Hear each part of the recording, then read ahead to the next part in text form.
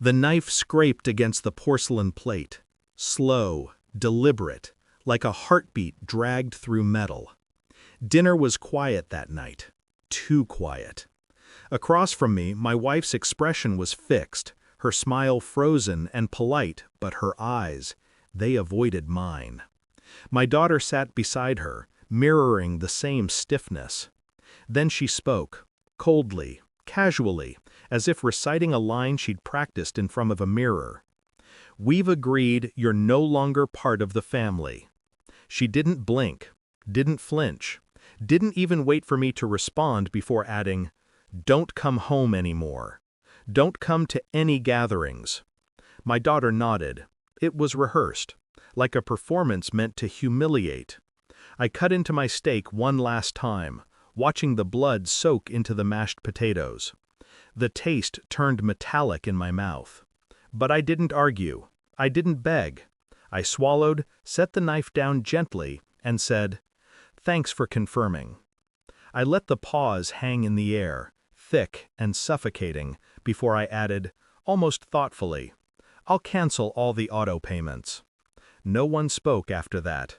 The silence screamed louder than any outburst could. By midnight, the house lights went dark. And so did something inside me.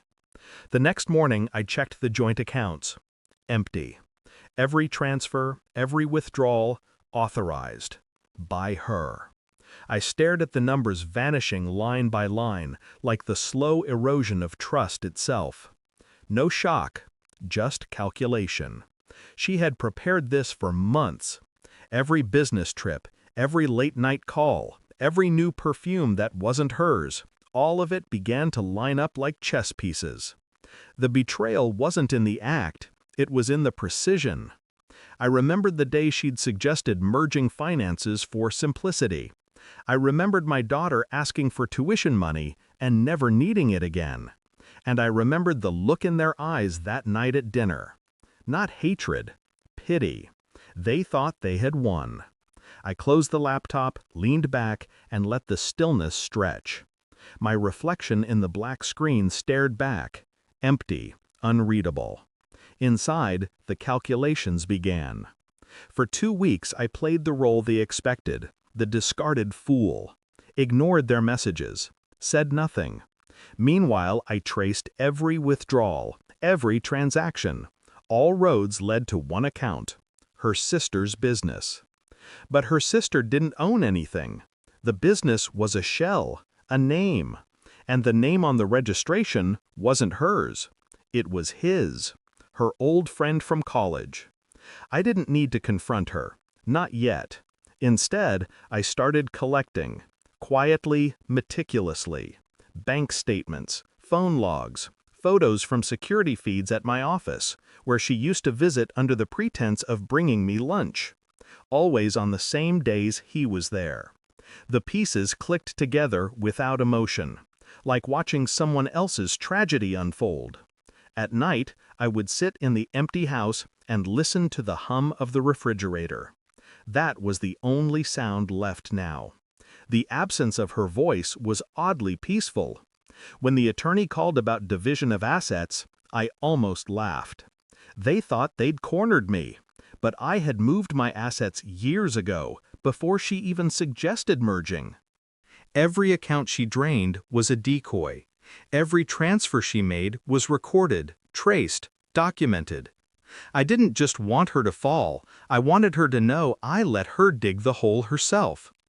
The final piece arrived in an unmarked envelope, a private investigator's report, photos, documents, hotel receipts, dates aligned perfectly with her lies, spa retreats, visiting friends, helping our daughter settle in college.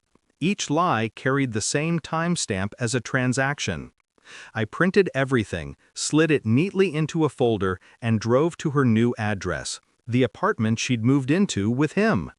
She opened the door, looking surprised, then annoyed. He was behind her, shirt half-buttoned. I handed her the folder. No words. She opened it, her face drained of color. He reached for it, then froze when he saw the bank statements attached to legal documents. You transferred embezzled funds, I said quietly, from my company's accounts. I wonder what the police will say about that. She stammered, cried, begged. I didn't raise my voice. I just watched the collapse happen, slowly, beautifully, the same way she planned mine. When she dropped to her knees, I stepped back. "Don't call me again," I said. "You're not part of my family either." Then I left. 2 months later, a call came. Her number. I let it ring until the voicemail picked up. Then came another call, from my daughter. Then another, from my son-in-law. Same message, phrased differently. They needed help. Financial help. Thanksgiving was coming. They wanted to reconnect. I said nothing. At 12:03 a.m., the phone buzzed again. A message from my daughter-in-law. "If you want to join Thanksgiving, come wash the dishes." I stared at it for a long moment. Then I opened my photo gallery and uploaded a few images to my story. The villa in Switzerland, the lake view from my balcony, the wine cellar, the dinner table set for one. By 12:10, my phone lit up. 71 missed calls. I didn't answer a single one. Silence again. But this time, it was mine. No knives scraping, no false laughter, only the echo of my own breathing. They had taken everything they thought mattered: money, reputation, family name.